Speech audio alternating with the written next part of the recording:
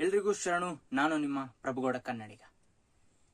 ನನ್ನ ಹಿಂದಿನ ಸಂಚಿಕೆಯಲ್ಲಿ ಮಾಡಿದ್ದಂತಹ ಒಂದು ವಿಡಿಯೋನ ಮೆಚ್ಚಿ ನನಗೆ ಬೆಂಬಲಿಸಿದ್ದಕ್ಕಾಗಿ ಎಲ್ರಿಗೂ ಧನ್ಯವಾದಗಳು.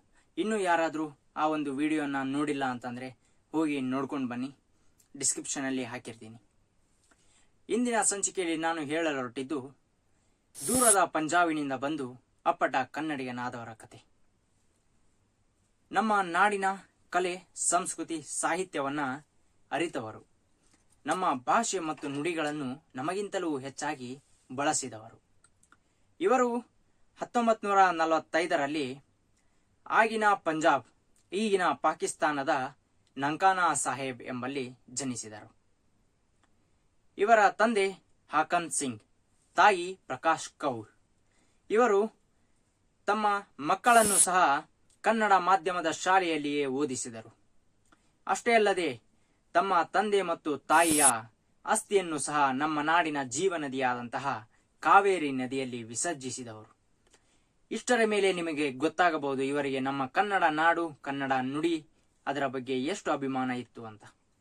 ನಿಮಗೆಲ್ಲ ಈಗಾಗಲೇ ಕುತೂಹಲ ಮೂಡಿರಬಹುದು, ಆ ಒಬ್ಬ ವ್ಯಕ್ತಿ ಯಾರು, ದೂರದ ಪಂಜಾಬಿನಿಂದ ಬಂದು ಅಪ್ಪಟ ಕನ್ನಡಿಗನಾದವರು ಯಾರು ಅಂತ.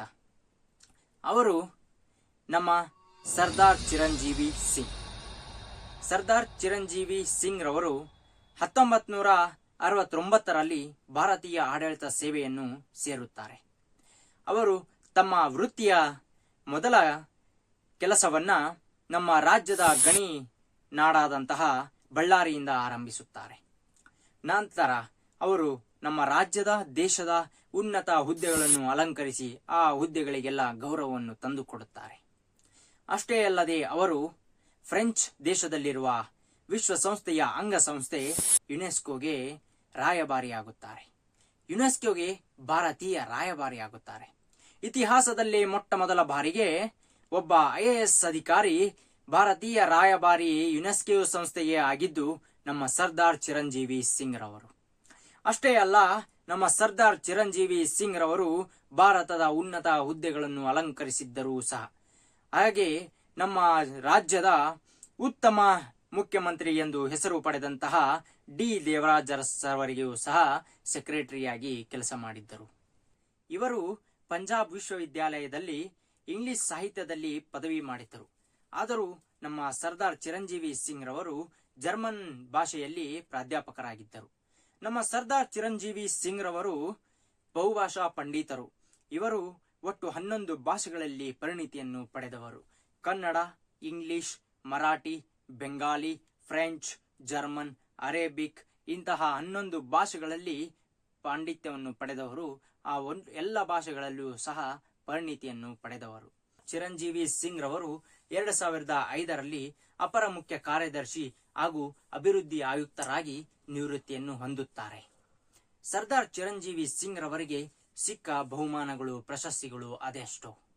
ಇವರಿಗೆ 2005ರಲ್ಲಿ ಕರ್ನಾಟಕ ರಾಜ್ಯೋತ್ಸವ ಪ್ರಶಸ್ತಿ ಮತ್ತು ನ್ಯೂಸ್ 18ನ ಜೀವಮಾನ ಸಾಧನ ಕನ್ನಡಿಗ ಪ್ರಶಸ್ತಿ ದೊರೆಯುತ್ತದೆ. ಅಷ್ಟೇ ಅಲ್ಲದೆ ಫ್ರೆಂಚ್ನ ಅತ್ಯುನ್ನತ ಪ್ರಶಸ್ತಿ French national order of merit ಎಂಬ ಅವಾರ್ಡ್ ಸಹ ನಮ್ಮ ಚಿರಂಜೀವಿ ಸಿಂಗ್ ರವರಿಗೆ ದೊರೆಯುತ್ತದೆ. ಮತ್ತು VK ಗೋಕಾಕ್ ಅವರ ಪ್ರಶಸ್ತಿಯೂ ಸಹ ದೊರೆಯುತ್ತದೆ. ಹಾಗೆ ಇನ್ನಿತರ ಬಹುಮಾನಗಳು, ಪ್ರಶಸ್ತಿಗಳು ನಮ್ಮ ಸರ್ದಾರ್ ಚಿರಂಜೀವಿ ಸಿಂಗ್ ರವರಿಗೆ ಅವರ ಉನ್ನತವಾದಂತಹ ಹುದ್ದೆಗೆ, ಅವರ ಒಂದು ಕಾರ್ಯಕ್ಕೆ ಬಹುಮಾನಗಳು, ಪ್ರಶಸ್ತಿಗಳು ಸಿಕ್ಕಿವೆ.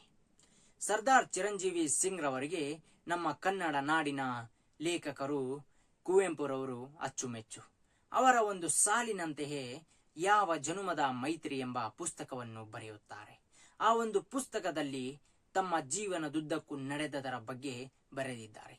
ಅದರಲ್ಲಿ ಒಂದು ಸಾಲಿದೆ, ರಾವಿಯಿಂದ ಕಾವೇರಿಯವರೆಗೆ ಎಂಬ ಸಾಲು. ಏಕಪ್ಪ ಅವರು ಆ ಒಂದು ಸಾಲನ ಬರೆದಿದ್ದಾರೆ ಅಂತ ಅಂದ್ರೆ, ರಾವಿ ಎಂಬುದು ಅವರ ಹುಟ್ಟೂರಿನಲ್ಲಿರುವ ನದಿ, ಕಾವೇರಿ ನಮ್ಮ ಕನ್ನಡ ನಾಡಿನ ಒಂದು ಶ್ರೇಷ್ಠ ನದಿ, ಜೀವ ನದಿ. ಅದಕ್ಕಾಗಿ ಅವರು ರಾವಿಯಿಂದ ಕಾವೇರಿಯವರೆಗೆ ನಡೆದಂತಹ ಎಲ್ಲ ಒಂದು ಅಲ್ಲಿಯಿಂದ ಇಲ್ಲಿವರೆಗೂ ಎಲ್ಲ ಒಂದು ಮಾಹಿತಿಯನ್ನ ಆ ಒಂದು ಪುಸ್ತಕದಲ್ಲಿ ಬರೆದಿದ್ದಾರೆ. ಆ ಒಂದು ಪುಸ್ತಕವು 2019ರಲ್ಲಿ ಬಿಡುಗಡೆಗೊಂಡಿದೆ. ನಮ್ಮ ಸರ್ದಾರ್ ಚಿರಂಜೀವಿ ಸಿಂಗ್ ರವರು ಎಷ್ಟೋ ಜನರಿಗೆ ಮಾದರಿ. ಬೇರೆ ಯಾವುದೋ ದೇಶದಿಂದ, ಬೇರೆ ಯಾವುದೋ ರಾಜ್ಯದಿಂದ ಬಂದು ಕನ್ನಡ ನಾಡಿನಲ್ಲಿ ನೆಲೆಯೂರಿ, ಕನ್ನಡ ನಾಡಿನಲ್ಲಿ ಬೆಳೆದು, ಕನ್ನಡ ನಾಡಿನ ಅನ್ನ ತಿನ್ನುವಂತಹ ಎಷ್ಟೋ ಜನರು ನಮ್ಮ ಕನ್ನಡ ನಾಡಿನ ಬಗ್ಗೆಯೇ ಸೊಕ್ಕು ತೋರಿಸಿ ಮಾತನಾಡುವವರಿದ್ದಾರೆ.